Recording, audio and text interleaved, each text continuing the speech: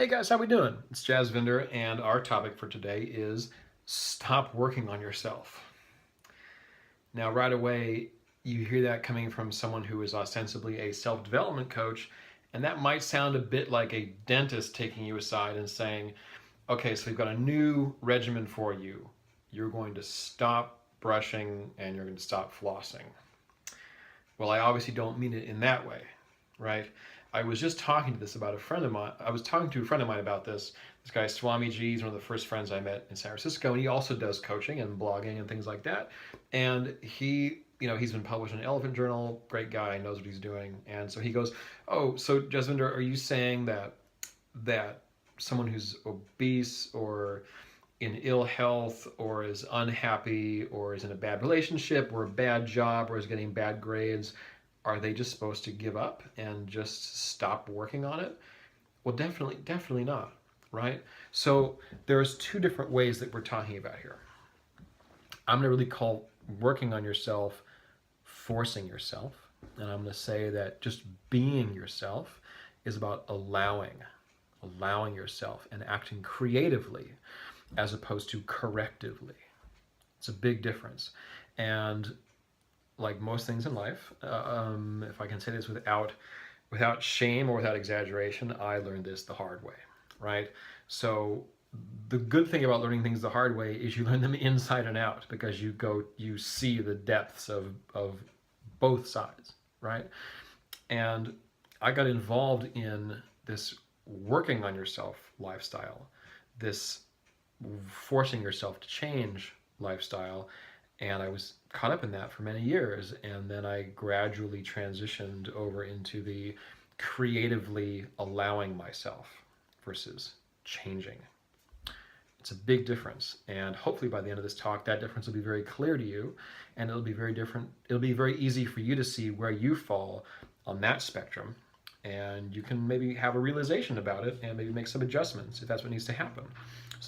So the way that I got involved in this world of yoga and meditation and wellness is pretty much laid out in this video that I did called Where It All Began. It's a blog and it's in the videos section on the website and on YouTube. So I'm not gonna rehash all of that. But the point is, I was very much caught up in a sort of sex, drugs, rock and roll lifestyle, just for the sake of brevity. It's obviously, it's real life. It's more complicated than that, but that's really what it was, more or less. I was working at a restaurant in Hollywood. I was playing electric guitar in these different rock bands. My coworkers and my friends were all in rock bands, and I got a little too caught up in that lifestyle. It wasn't to the detriment of everybody. There are plenty of people who have stayed in that world, stayed in that lifestyle, and their projects have gone on to be successful, and they've only gotten better and better as things were going on. So I'll own that for myself and say that for me, it was unhealthy, and I allowed it to become something unhealthy in my life. I wanted to change, and I wasn't sure where to look. One day, my friend Eddie says, "Have you ever tried yoga?" And I said, "No, I've never tried yoga." And he goes, "Well, it's very relaxing, and you need to do it now," right? So it was like this moment, right, with your disappointed stepdad, and he's just like, it's not really my place to give him the talk, not being his biological dad and everything, but it's like this guy needs a talking to. It was a bit like that, okay? So, I went and did it, and then the rest is history. I just got super involved in it. I became vegetarian for 5 years. I didn't touch alcohol for 7 years of my life. I was vegan for 1 year, and that didn't last because I had this sit-down conversation with myself where I said, you do realize that if this vegan thing is, you're going to stick with this veganism, that you will never eat real ice cream or real pizza or real grilled cheese sandwiches or any Italian food ever again in your life, right? Is this what you want? And the answer was no. No, it's not. So that was that. But still, strict vegetarian for 5 years. And when I got involved in meditating, I started off doing it for 2 hours a day at 4 in the morning. An hour of yoga and an hour of meditating from 4 to 6 a.m., Monday through Friday. And then I was doing classes, and then soon I learned where all the raw food restaurants are. I don't know about that raw food thing. I'll tell you from experience, I would probably hold anybody who's a raw food person at a distance at this point in my life. It's a bit much, right? So got into that, and pretty soon I was meditating 6 to 8 hours a day within a couple years of getting started. Some people never ever do that much meditating in their whole life. I mean, at any given time, they're not doing that much, right? Every day I was doing 6 to 8 hours a day of meditating. There were days here and there when it would get up to 8 to 12 hours in one day. And I was going in for massage every week. I was going in for acupuncture every week. I was getting an intravenous drip of vitamins and minerals every week. So all three of those things were happening on a weekly basis. I was teaching meditation classes 2 to 4 times a week at an acupuncture studio in walking distance from my apartment. I was cooking exclusively Ayurvedically balanced vegetarian food. And if you don't know, Ayurveda is the medicinal system from India, and it contains quite a bit of culinary kind of knowledge. What kinds of everyday household foods have this or that kind of effect on your body from an Ayurvedic perspective. So everything I was doing was according to how to be high vibration. Got it? So I was listening to mantras, and I was listening to, monks chanting, and I was forgetting to do all the things that I used to enjoy doing. I was becoming a real perfectionist, and it was kind of making me uptight. Some days were better or worse than others, but I was getting more and more and more kind of controlled about what I was and wasn't going to eat, what I was and wasn't going to talk about, who I was and was not going to hang out with or listen to. And again, it was this perfectionism. I wanted to be enlightened. I was becoming inflexible. And all of my faith was in these methods. These methods were going to take me where I wanted to go and give me what I need and what I want.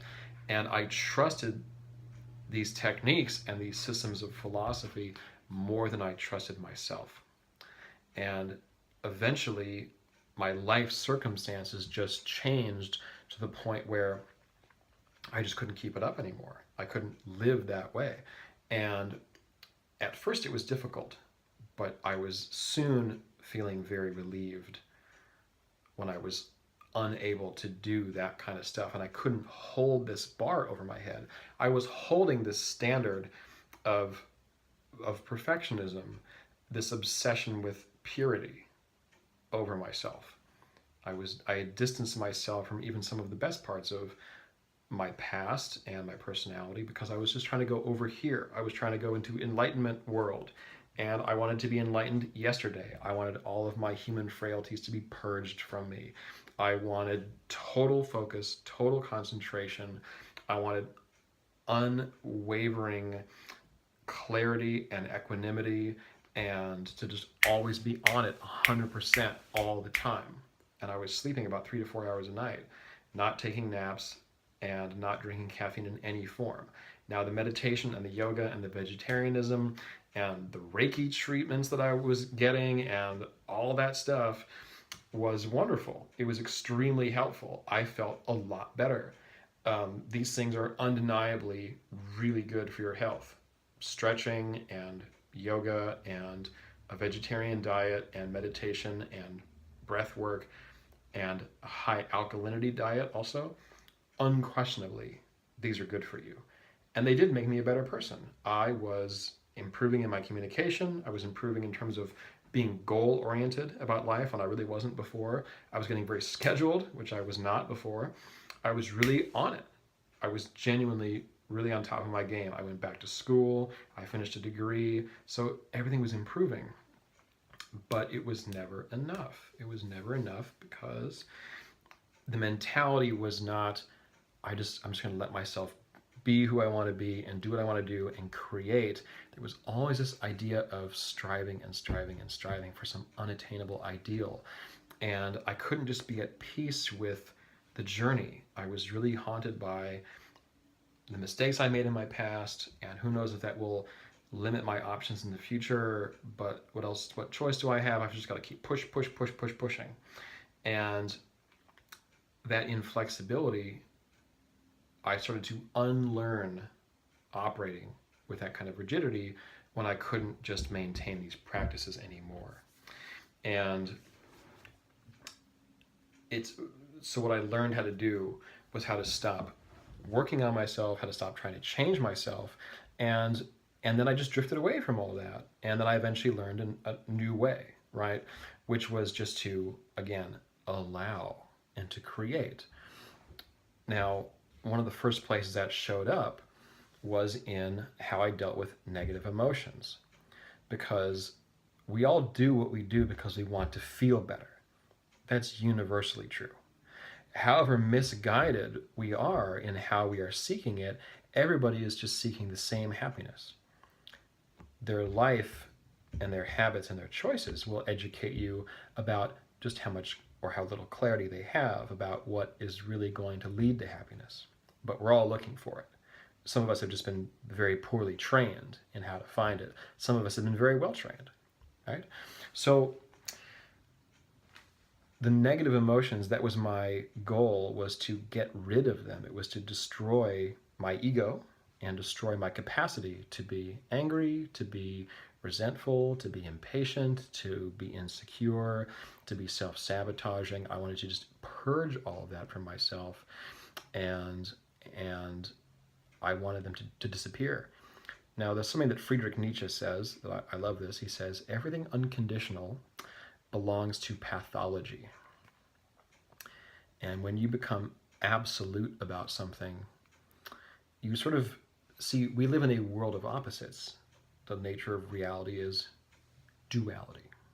The nature of existence is duality, light and dark, long and short, heavy and light. So when you try to be this unstoppable force, you're almost begging the world to place an immovable object in your path, right? So just think of the old Godzilla movies, where these guys are like duking it out. Think of the property damage. That's what I think about. I think of the property damage that comes from these irreconcilable forces placed against these two forces that will just never yield, no matter what. And what happens when they have to face off, right? They're absolute and they're absolutely oppositional. And when you deny yourself the normal fluctuations of a person, which is what I was doing, then you become pathologically unconditional.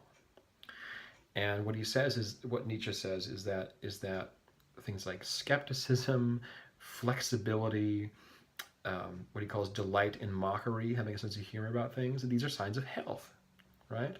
And I didn't have enough of that. So when I drifted away from pushing way too hard, see, I was just trying, whereas before I was not trying at all. When I was in the rock band lifestyle, I'll just call it that, I was just letting everything else around me just dictate what I was going to do, and I was just chasing all of my impulses, and now I was trying to control everything.